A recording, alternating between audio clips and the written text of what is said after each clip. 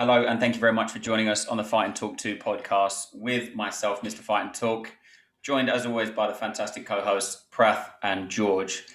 Now, boys, I'm still in awe of the performance that Max had on the weekend. I'm still buzzing from it. I've watched it about 35 times. I've watched the highlights. I've watched it from every different angle. I'm super excited, and I'm so happy that we get a decent timed card tomorrow that we can kick off, and then we lose a little bit of sleep at the weekend, but we're not too fussed. I'm not too fussed about it. I'm going to be a hardcore. I'm going to stay up.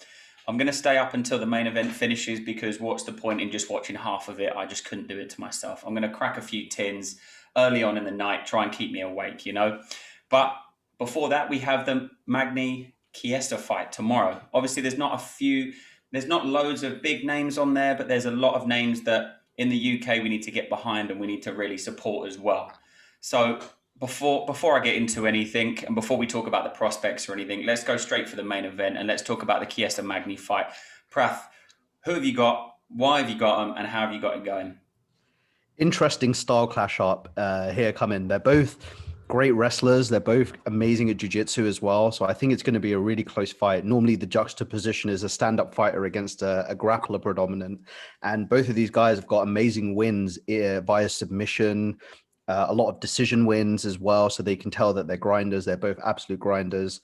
They're both real contenders in the welterweight division. They seem to be on the rise, Magny coming off of wins like Robbie Lawler, and Chiesa coming off of wins over like Dos Anjos and things like that are real elite welterweights. So I see it being a close fight, but I think the range of Magny will play a massive difference here. And I think Chiesa is quite a slim, tall individual as well. So I think his reach will be able to kind of stand up there with Magny. But I think if Magny is able to kind of keep him at a distance, he's going to be able to pick them apart and cruise to kind of a decision victory here, in my opinion. Yeah, absolutely. Because I think I was looking at the stats, and I don't think Chiesa's got any knockout victories. I think he's just got 5 subs on there and a few decisions and stuff like that. So obviously his go-to is going to be taking it to the ground, right? Yeah, I mean, he's got amazing wins over credentialed black belts, people like Benil Dariush, people like Jim Miller, who are very, very highly rated within the jiu-jitsu world. He's got rear naked chokes over these guys who are notoriously slippery in these positions and are able to get out and win a lot of these positions and then ultimately win the fight. So for Chiesa to win in those departments, it just shows his level of grappling there. But I do think, again, Magny as well, like I think Magny has also had the experience of coming off of a fight with someone like Damian Maia. And I think that's so many lessons you can take from that kind of fight. And it puts you in so many dire situational places that I think when you face that and then you look at someone like Chiesa, who is an incredible grappler, I think Magny's been able to really show that he's able to last on the ground as well. So I think that's going to be important. And of course, whoever implements their style first will really, really dictate where this goes. Yeah, of course. And I guess if Chiesa is going for more of a ground approach and moving it towards the mat pretty early on, he's going to have to do that quickly, because as soon as a fighter gets sweaty, very, very sweaty, it's not like they're fighting in gis. So as soon as they get sweaty, it's just skin on skin. It's going to be very difficult to wrap him up, George, how have you got it going, man? Yeah, I've got it going the other way. I'm going to take Chiesa in this. Both guys, they're on three fight winning streaks at the moment. We're talking about 2 top 10 guys in the world at the moment. So it's a big fight. When I think about Magny, he's been so dominant in his last 3, that kind of reach, volume, cardio, all those kind of things there, that's really kind of the bread and butter for Magny. But Chiesa's been dominant, wins over Condit, Diego Sanchez, Rafael dos Anjos. There's some pretty big names on there. I think Magny wants us on the feet. I think, Chiesa will look to have that improved kind of striking that he's kind of developed to try and bridge the gap on the reach and try and get it to the floor. And I think it's a bit of a chess match, because both guys are going to come in with very different kind of game plans. And I just think that it's kind of like Praf said, it's like whoever kind of almost makes the first mistake in this, the other guy might end up dominating it. But I don't think it will go to the scorecards. I think when I look at it, I think that potentially Chiesa is going to find a way to bridge the gap, find a way to get him on the floor. I can see Magny get himself back up a couple of times, But I think somewhere in that, I think Magny's going to make a technical error, and I'm gonna take Chiesa to finish him by. Yeah, absolutely, man. I was literally thinking the same thing. Chiesa's very awkward on the ground as well, and he transitions into different positions very well as well. So it will be, I think, as exactly like you say, man. I think Magny's going to make a few mistakes on the ground, maybe leave a limb out, which obviously you cannot do when you're on the ground with a submission artist like Chiesa is, you know. But whatever way it goes, hopefully, you know. Is it going to be as exciting as the Max Cater fight? I don't think we can judge any fight on that, you know. And it was such an exciting fight as well. So fingers crossed. But also on the undercard, there is a lot of fighters that are looking to make some real noise. And, you know, especially from the UK fighters as well, they're looking to come in, going to Fight Island. They're looking to make a lot of noise as well. So it's going to be absolutely fantastic. There's, as we said, there's Mason Jones, there's Laurent Murphy, and there's Calderwell, and there's also Tom Breeze as well. Prath, you're going to break down one of the fights for us. Who you got, man? Yeah, I really wanted to take a little bit of a closer look at the Tom Breeze Omari Akhmedov fight. Really, really like Tom Breeze. He's a British fighter that's had a lot of momentum behind him. And then unfortunately, injuries and things of that nature have unfortunately taken him out of the running here for those contenders that were really coming up. He used to be a former training partner of GSP down in Montreal with that famous TriStar team. But now he's actually training a little bit more in Birmingham, where he's originally from, and training with like the likes of Leon Edwards and Fabian Edwards and that crew. So I think it's really cool for him to be in fighting out of the UK and literally training out of the UK, where you see a lot of these guys who are training out of the UK, but you know, they're from the UK, but they're training out of Vegas and they're training out of American Top Team and things of this nature. So really, really interested to see how a homegrown talent does here. He's as far as his record goes, he's 2-2 in the last 4. He's only lost a decision in one of the fights, but he's finished Dan Kelly and KB Buller in his last fight. And the last one was incredible to watch because it was a beautiful jab that dropped the gentleman and was able to get the finish like thereafter. And he definitely seems like one of those guys that when he's smelling the blood in the water, his finishing instincts seem to be right there. So I think looking at someone like Omari Akhmedov, who's kind of been up and down in his career, he's had a lot of wins, a lot of losses, unfortunately. I think this is a bit of a layup fight for Tom Breeze. I feel like this is definitely a card where they're really highlighting the British talent here, and they've matched them up kind of that way. So I'm really interested to see what happens here. But I do believe Tom Breeze will knock him down and then really chase after the finish, like really, really quickly after that. But I do rate Akhmedov's chin as well. So we'll see how much punishment he can take. And I really think that if Tom Breeze was to get a finish here, that will really perpetuate him into that top 15 middleweight rankings. And I can't remember who it was, but last week we were kind of mentioning about a middleweight fighter that was also kind of loved to see in that kind of top 15, like fighting one of those top 12 to 15 guys. And I think if Tom Breeze can really make an impression here, then he can also be catapulted into that conversation.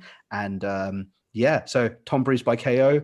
I'm obviously going to hope for round 1, but I hope whenever it lands good. Yeah, absolutely, man. And like we said, there's loads of UK fighters, loads of, you know, born and bred fighters as well, fighting out of the UK and fighting out wherever they're fighting from. They were born here first, and now they're fighting out of wherever they're going. The guy I kind of had a look into his career was Mason Jones, who's, I think he must be 25, 26 or something around that age. And to achieve what he's achieved is absolutely fantastic. He's 10-0 in Cage Warriors, sorry, and he was a double champ as well. And there's only been 2 double champs prior to him, and that was Dan Hardy and Conor McGregor. So is he going to follow in their footsteps, come into the UFC and really, really make some noise? He's fighting a guy that is coming off of a 1-1 in his last 2 in the UFC. His first loss in the UFC was against Gilbert Burns in 2019. So it's like, that's a big name. And obviously Gilbert Burns had a huge run at that time as well. And obviously chasing the belt as well. So I'm really excited to see Mason Jones fight. I've heard he's a very, very lovely guy as well. And it always helps. It always helps when these guys are nice and they're polite and they're willing to do whatever you want them to do. Do you know what I mean? It's all about the love for the fight game and, you know, getting your name out there as well. You know, really getting your name out there, getting stuck in and just doing anything possible. So I've got him. He's got a few good wins via submission. He's got a few good wins on the feet as well. very similar to Tom Breeze. I don't know if it's just a UK fighter thing, but as soon as he sees a bit of blood in the water, he is pouncing. You know, whenever he's knocked guys down, whenever I've seen a few of his highlights and stuff, he's knocked them down, and then he's just literally non-stop hammer fist raining down, and he's kind of won a few by TKO with that. I think he finishes it on the feet against his opponent. I believe it's Mike Davis he's fighting, so I think he's going to finish it on the feet. If not, he's going to knock him down. While they're stood up, he's going to knock him down, jump in, and try and sink the hooks in and grab a rear naked choke. So I'm really looking forward to both of these guys. I've actually put my bets on already. George, you're going to talk about Lerone Murphy in a second, but I've got the triple header for the UK fighters, and I've got Mason Jones winning, I've got Tom Breese winning, and I've got Lerone Murphy winning as well. And the odds were all in their favour. So it's not a massive win, but I'm just happy if all three of these UK-based guys come out. So, George, you're going to talk to us a little bit about Lerone Murphy, man. Go for it. Yeah, man. Lerone Murphy. I think the most exciting thing about this card actually is the fact that there's actually quite a lot of British talent on the card. I think this makes it really interesting for us. And the fact it's at such a favourable time means that we're going to get to see all of these guys. They're going to get to put on a show for all of us back home. And hopefully, like you said, all three of them will come away with wins in an ideal world. But yeah, Lerone Murphy, out of Manchester, known as the Miracle Man, because I found out today he got shot in the face twice when he was 21 years old outside of a barber's, and he survived. And that's why he called himself the Miracle Man. He used to be involved in like gang culture and all this kind of stuff. And he decided to go to an MMA gym with his cousin 7 years ago and pick up mixed martial arts. And now he's in the UFC. He's undefeated, 9-0, and he's got the biggest fight of his career tomorrow night against Douglas Silva, who's 26-3. He's fought guys like Petr Yan, Marlon Vera, Rob Font. So it's a huge fight for Murphy. I was interested that I was watching an interview with him, which I think BT Sport was with BT Sport, and they were saying he's got great punching power. He's a great kickboxer, but inside of the gym he's got in Manchester, they've brought a lot of Dagestani wrestlers in, and he's really working on his wrestling. And he says he wants to show a more all-round game over the next few years. And I really think that this fight for him is a potential fight that if he's able to get over the line against a guy who is super experienced, that this is he can go to the UFC and go, right, this is the path now that I want to take. This is where I want to go in the UFC. And for me, I think that this is a real contender for like a really high level British talent that we should all really be championing. If a guy can get shot in the face twice and then I've got to say as well, and then spit the bullets out, he spat the bullets out, and this guy's a warrior. So getting inside the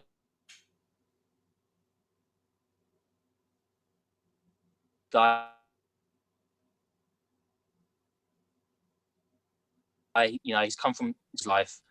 Great puncher, great kickboxer, improving his wrestling game. And do you know what? I really hope tomorrow night he's able to get it done, beat a really experienced, fantastic fighter, and move to 10-0 and move on to a pretty big 2021. So yeah, fingers crossed for Murphy tomorrow night.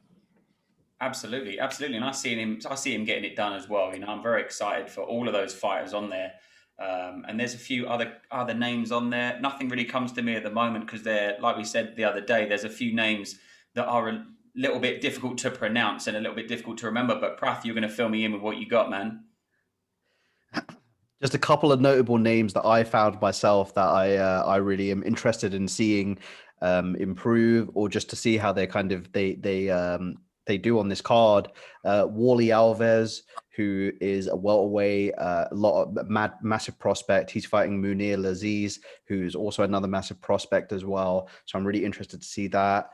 Matt Schnell versus Tyson Nam is a great flyweight fight. Tyson Nam coming off of a massive knockout win and really showing the people that, I think he came out in his first fight and he didn't do so well. Second fight, he comes and knocks the guy out and makes it like a highlight reel of one of the highlight reels of 2020 as well. So interested to see how that fight goes. Matt Schnell is also an amazing grappler as well. So I'm interested to see how that goes. The debut, I don't know if this is the debut or one of the first fights for Umar Nurmagomedov, which I believe is the brother. cousin or the cousin Cousin. of one Mr. Khabib Nurmagomedov, the greatest of all time. So it'd be interesting to see how he competes and see how he's able to navigate the waters here in the UFC. So just that's a couple from me. But anything else that you want to highlight, George? Yeah, I was just going to go with the Umar Nurmagomedov as well. You know, people talk really highly about this guy. They're saying he could make a run at bantamweight. You know, I mean, it's easy to say, but you listen to Khabib and Javier Mendez and all of those guys, and they all say that this guy he's the real deal. So I'm interested to see tomorrow is going to, you know, if he can get a win. It is his debut tomorrow in the UFC. So if he can get a win, great. And let's see if he can make a run over the next 12, 18, 24 months. Because everyone that knows him says that this guy he's the real deal in that division. Yeah, and I'm sure, obviously, with the training partners and the background that he has and the family connection that he has, he's going to have the full amount of support that you can imagine, you know?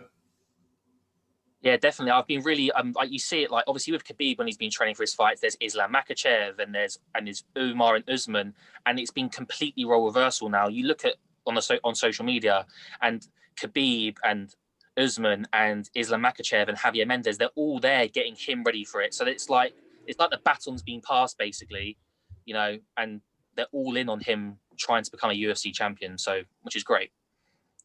Yeah, absolutely. Absolutely. It's going to be a big night as well. And then, of course, after we get past tomorrow, we have an absolutely stacked card for the weekend as well. And obviously the card that is going to be, that Khabib is going to be watching very, very closely to see what happens, to see who he's going to be fighting next. So I'm massively excited for the rest of the week and the rest of the fights. And obviously I think we're going to do a little bit of a breakdown of Saturday's fight on Thursday, I believe. But yeah, man, I'm super excited for tomorrow. We'll be talking the whole way through it anyway. So, yeah, thank you very much for jumping on and breaking down the card for tomorrow. And we'll be back on the show on Thursday. Cheers, boys. Take it easy.